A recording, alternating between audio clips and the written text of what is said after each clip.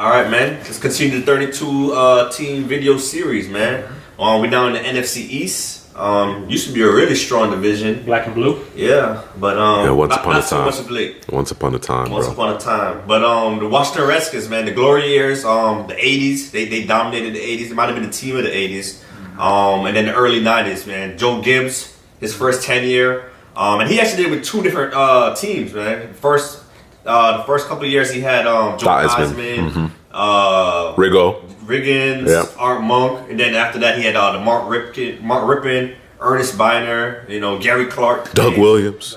Doug Williams came in, so they won 3 Super Bowls out of 5. But since Joe Gibbs' first 10 year, they've been pretty average. He came back for a second 10 year and did okay with I think he had Clinton Portis in them, but had Steve Spurrier. Oh, we don't talk about right here. The one thing I would say about the Redskins, and I admire from afar, is they try. Whatever it takes, you know what I'm saying? They trade Clinton. They traded Champ Bailey for Clinton Portis. You know what I'm saying? They traded up for RG3.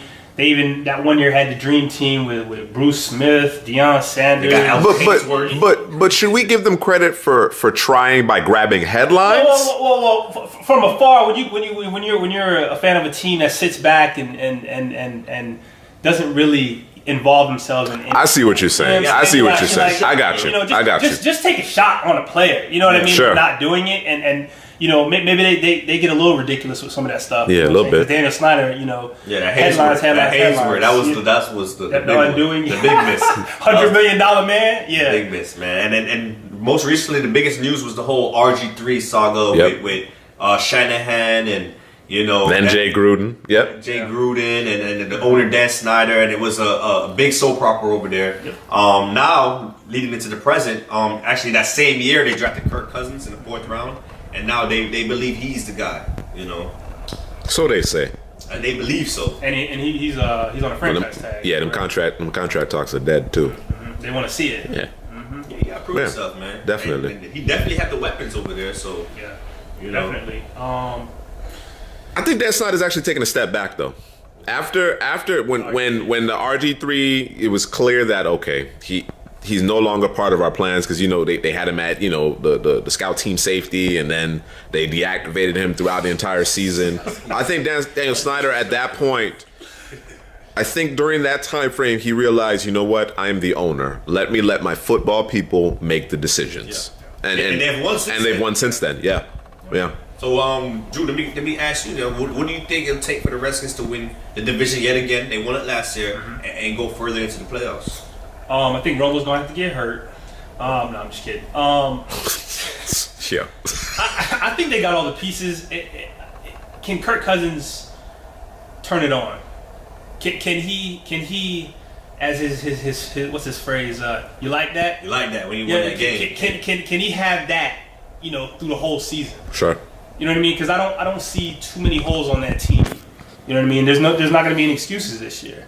And the bad thing about having a quarterback like Kirk Cousins, if they don't, if they go to the playoffs, they lose that first round or just miss the playoffs, is it puts you in a position in the draft where you're not able to grab a quarterback unless you're trading up, unless you're doing the RG3 thing again. You know what I'm saying? And I don't see Washington doing that again unless a Winston's there, Peyton Manning sitting up there, and I don't know if that's going to be in this draft. So I hope.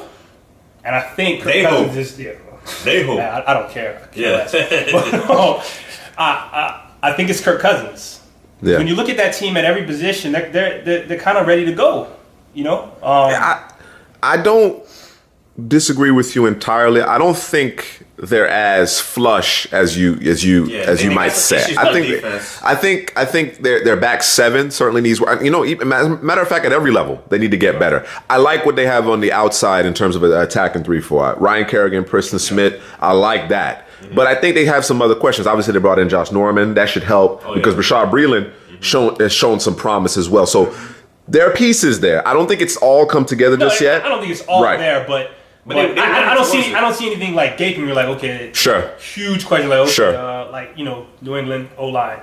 there's nothing huge that stands out when I look at that team. Got you. You know what I'm saying? But if Kirk Cousins don't show up, they don't got a shot in hell. And he definitely has the weapons, man. But Jordan Reed, who has to stay healthy, by the way. Jordan Reed has to stay healthy. He's a top 3 tight end. He's healthy. Pierre Garçon, Jameson Crowder, Deshaun Jackson. They got a plethora of weapons, man. They got the young kid Matt Jones back there. If he can stop fumbling, I think he's special. A lot of talent. You know, so I think definitely have to just keep it moving, and I think the defense will have to play better. That's my thing. For them to get to the next level and go further into playoffs, I think the defense has to play at a great level. You know. What else we got, man? Anything else? How about the future? Let's talk about the future. Kirk Cousins' future?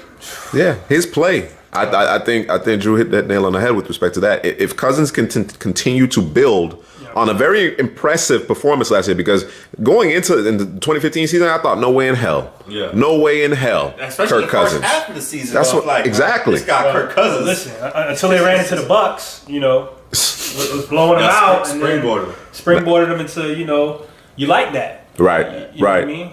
I think the help of Jordan Reed and Deshaun Jackson played a big part in their success. True. Yeah. Yep.